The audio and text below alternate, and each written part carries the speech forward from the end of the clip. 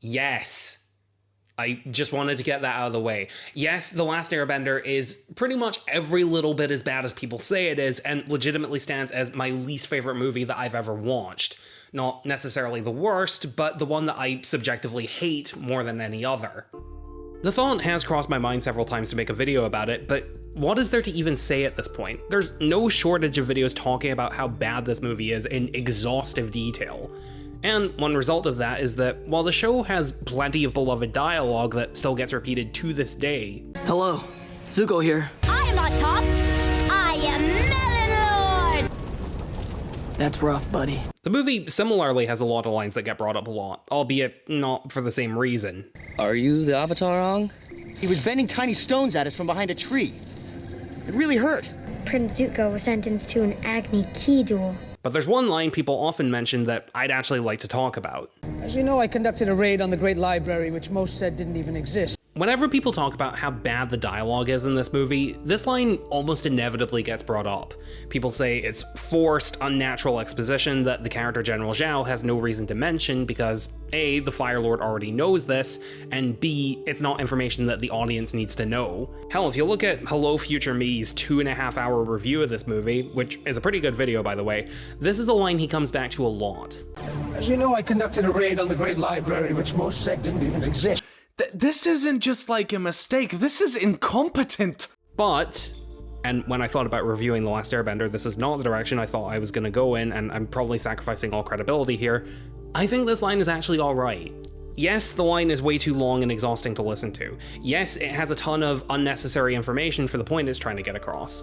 And yes, there's no reason to say it anyway since Zhao admits Ozai already knows. But here's the thing, the movie is, or at least appears to be, fully aware of this. After Zhao says this, Ozai immediately follows it up by saying, "Get on with it." The movie knows this is frustrating to listen to and is actively saying to the audience, I know, right? Which begs the question, why does it do this? Well, to find out, let's take a look at Zhao throughout the rest of this movie. Zhao is probably the most well-developed character in the film, which isn't saying much. He's still terribly written, but he at least has a personality, which is captured as well as can reasonably be expected under the circumstances by Mr. Aziz over here. Unlike the show where he was a sadistic and conniving war general, here he's portrayed more as this self-important, pompous douchebag, but where both versions line up is in their egos and their ambition. Throughout the movie, Zhao wants to be a war hero of the Fire Nation, first by capturing the Avatar and then by killing the Moon Spirit, which would end the existence of waterbending and leave the Water Tribe defenseless and free to be conquered. We are now the gods.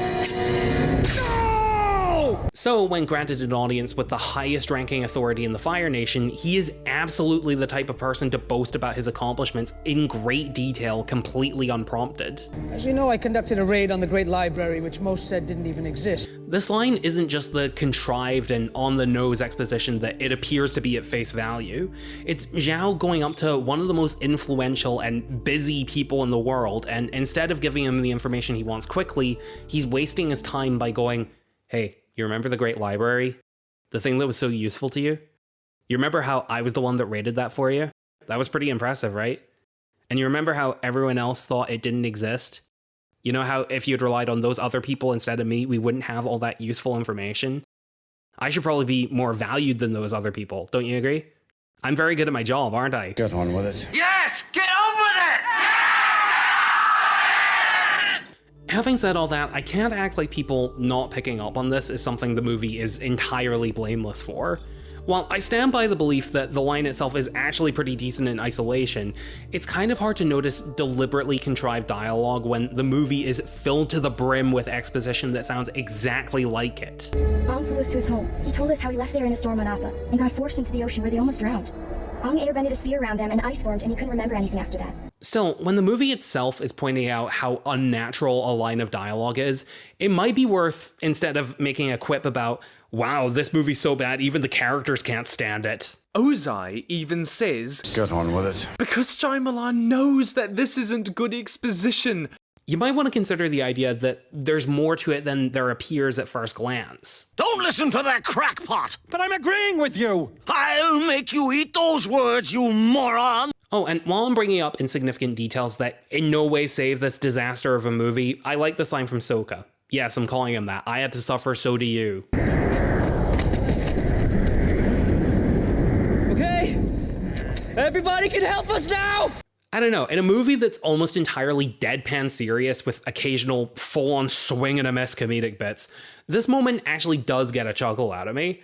I like how Sokka just runs into the center of the fight, instinctively reaches for his boomerang only to realize he doesn't have it, and then just panics. The line delivery is actually okay for once, and the moment feels in line with Sokka from the show.